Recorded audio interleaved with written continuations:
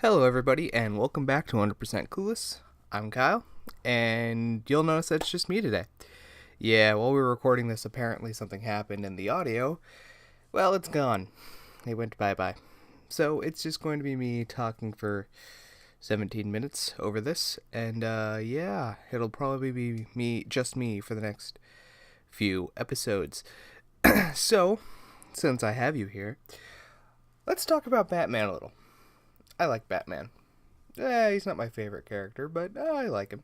I think most people do like Batman, but I actually really enjoy this game when I played it. Again, I beat it like in one night. I pulled an all-nighter to play the game when I first got it, which, mind you, was a lot later than everybody else got to play it. I didn't get this game until like earlier this year, or maybe later last year. So, yeah. But but I had a really fun time with it. I really like its combat system. I love how it's very cathartic to beat things up. As far as the story goes, I also think it's pretty interesting. Just the Joker running amok in Arkham Asylum. That's all you need for a story. Um, yeah, kind of sucks that it's just me again. This is the second time this has happened. Not for this game series, but just in general. We've just lost all audio entirely for a few episodes. This one actually started out with audio, but I'm just because it cuts in a very awkward place, and I'm just gonna leave it out. And yeah, so I kind of regret giving this game to Joe because now that I think about it, he's probably the worst person to play this game because it's gonna take him forever to do things in this game. It's gonna take him forever to beat it. I know that much. Luckily, this isn't a super long game. You know what I mean? Like, this game could be long, but it's not uncomfortably long. Uh, but it's also really short if you do it right, like I did. Well, do it right is kind of the wrong sentence. Actually, comparing this one to Arkham City, well, Arkham City is the better game. At least it is to me. But credit where credit's due. This one started off a really good trilogy of games. Well, I guess it's not really a trilogy anymore, is it? There was Arkham Origins, which is essentially just in the same vein of these. Yeah. Um, with it being a Batman, especially, it's really fun. This is like the first good Batman game in years. Like, there was a bunch of Batman games for like the 16-bit era or 32-bit era that were pretty good, but for a long time there was a drought of anything that was remotely decent for a Batman game. And hey, lo and behold, all it took was until the 360 generation for there to be a good one, right? Oh man, I gotta tell you, I still haven't finished Arkham City. I'm very close. I'm near the end, but I really also want to play Arkham Knight and Arkham Origins. I just need to get them for the PS4, and I have a feeling I'll like those games too. Though I do know that with Arkham Knight, there's a problem with the whole Batmobile being a thing. Uh, yeah. As far as Batman as a character goes, I think he's great, but also just not my thing. Uh, there's a lot I like about Batman. He has well, I have to say, pretty stock backstory now. Everyone wants to be Batman, or make Batman, so they always give them the whole, orphan backstory. Which, whatever, even Superman has the orphan backstory. Because you can't be a superhero if your parents are still alive, right? Or even if you have a living uncle, they have to die too. Just ask Peter Parker. Speaking of Peter Parker, I do really want to play the Spider-Man game. It looks like it's a lot of fun, though I have heard some criticism over it. Um, you know, but yeah, I lost my train of thought.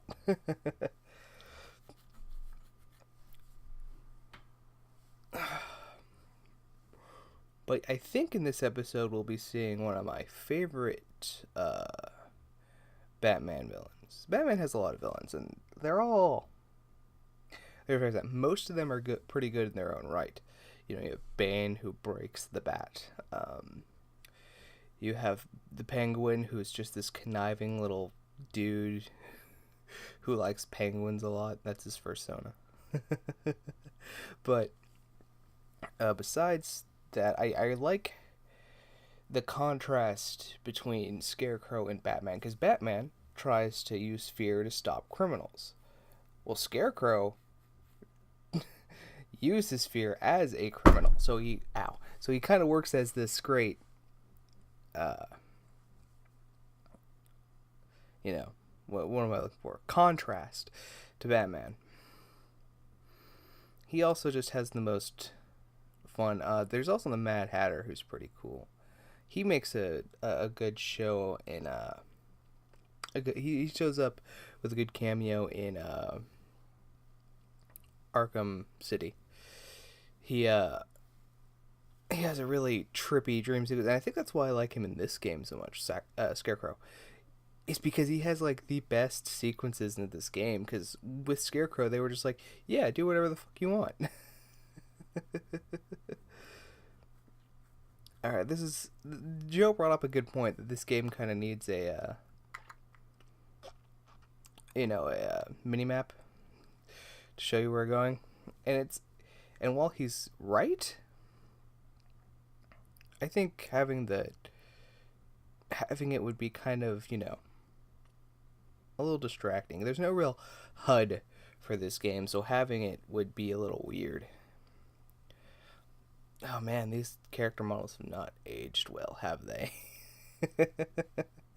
I mean, they're great for the time, but like looking at them now, they're a little, well, uncanny valley. I mean, look at these people's eyes.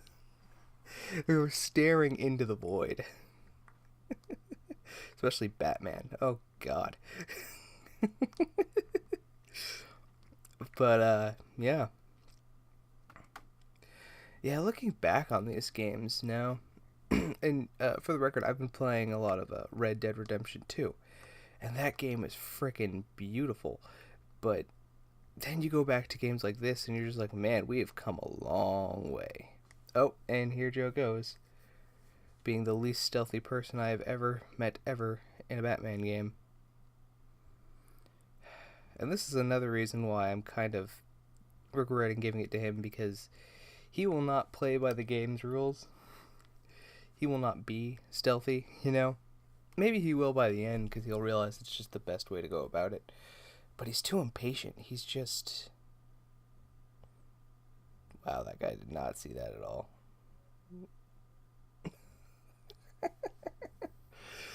Yeah. Although, on the other hand, it does make things a lot fun... a lot funnier giving this to Joe, because he's not ever going to play by the rules. He's always just gonna get himself into a lot of shit just by like diving in head first and being like, yeah, I'm gonna be able to do it, no problem. Yep, and there goes half of his health.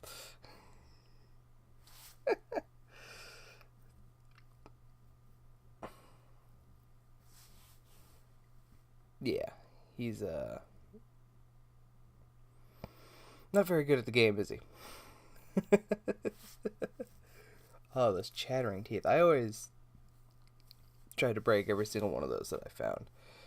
Apparently there's a Riddler trophy for it, or Riddler challenge or whatever. Oh, the Riddler. I fucking hate the Riddler. Am I the only one? Am I the only one who just fucking hates the Riddler? I think he's kind of a terrible villain. Like, I get that he's supposed to be like this super genius who's out to torment Batman, but like, Really, riddles? Like, come on, man. They're not even good riddles. No, well. Yeah, he really needs to upgrade. I think he finally upgrades in one of the next episodes, but like, he's gonna do this to me all game. There's another reason I shouldn't have given it to him, because he's just not gonna upgrade, and it's just gonna stand there. It's just gonna stay there. It's just gonna be like, upgrade, upgrade, upgrade, and it's gonna bother me. But that's just how stubborn he is. And he'll probably play this entire game with the starting amount of health, which would be impressive, but I don't think he could actually complete the game that way. Speaking of this game, one of the things about this game that I don't like are the boss fights. The boss fights in this game are a little, well, they're not great. I mean, realistically, the as cathartic as beating up the minions are, it does get a little repetitive after a while, which is why the story I think helps draw you in better, you know. Uh, but the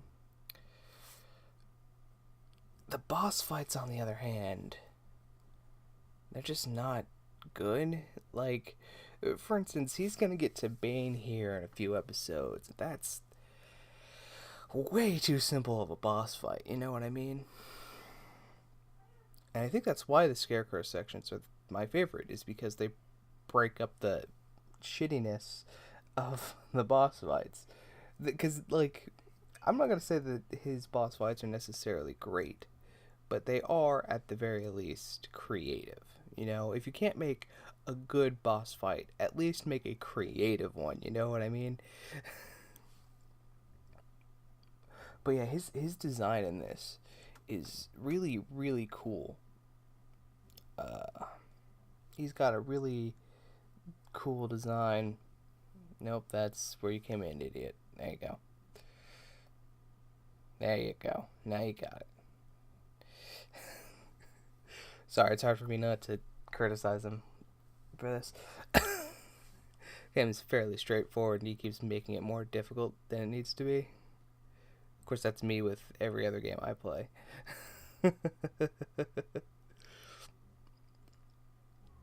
But yeah, Scarecrow's design on this is really cool. I really love the needle hands they end up giving him. And the game pulls a dirty trick on you later in the game with Scarecrow. I'm not going to reveal it now on the off chance that Joe ends up watching this, but it's really funny. It plays not only on the fear of like Batman, but it plays off of the fear of the player, and I think that's really clever. Which is why I like him when he's in things. It's a chance for the creators to not only work off of Batman's fear, but on the viewers, the audience's fear. Assuming they do it right, of course. And yes, the fake out Gordon. Yeah. If you don't know any better, you think that Gordon's dead. But of course, the tip off here is that Batman's eyes are glowing. You know, it's Scarecrow. He makes you see your deepest fears, or your deepest paranoias, I should say.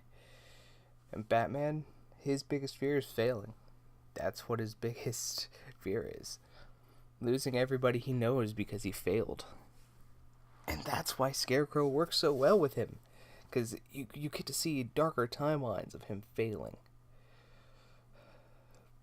But I mean, look at this. With all the bugs on the ground and shit.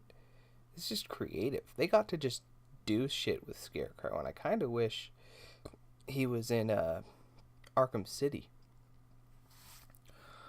Instead, you just get Mad Hatter. And while his like one appearance is kind of like, what the fuck, it's not nearly as cool or creative as this. Not that you're going to be able to see all of it in this episode because we're nearing the end here, but you know, it's there. Oh yeah, and then all the morgue doors just start opening and shutting and shit. Yeah, and sticking out. Yeah, it's a little on the creepy side. It was a little freaky to me when I first played it because it was in the middle of the night when I was playing this. That plays into a little paranormal fear. One that I think most people would have, whether they, know it or not. Alright. He spends way too long here. Of course, I think part of this is my fault. I think I told him to go over here, but oh well. I don't really remember anymore. Yeah, just leave. Just leave. Just leave. Just go out the door. Just go out the door. That's all you have to do. That's all you gotta do. It's just walk out the front door. Go out the way you came. Don't. Oh, you can't go in. Oh, that's right. He did try to go in there. Oh boy. This game is gonna take forever. It's gonna take forever. Oh man, I feel so sorry for anybody who decided to watch us play this. Oh man. Oh, just get out. Just leave. Just leave. Yes, yes, go towards... No, no, no, no. Just get out. Just get out. Yes, yes, yes. Yay. There we go. Ah, here it is. This part freaked me out a bit. Not gonna lie. It's a bit creepy when you're not expecting it. Body bag's moving.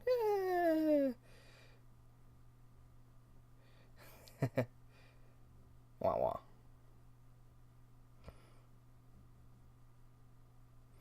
Also, them playing with, Batman's mother and father dying like this. Yeah, it's really something. It's his biggest fear. Reliving that day over and over again in his mind. That's kind of what it is to be Batman. I wish they could have done something different with that one. Instead of it being Scarecrow, have it be like Jason Todd in that third one. You know what I mean? That would have been really cool. But him being in it works too. And yeah, then you're in hell. And we'll be visiting this area next time on 100% Clueless. Thank you guys so much for watching. Please like, comment, and subscribe. And we will see you guys next time. Yeah. Bye.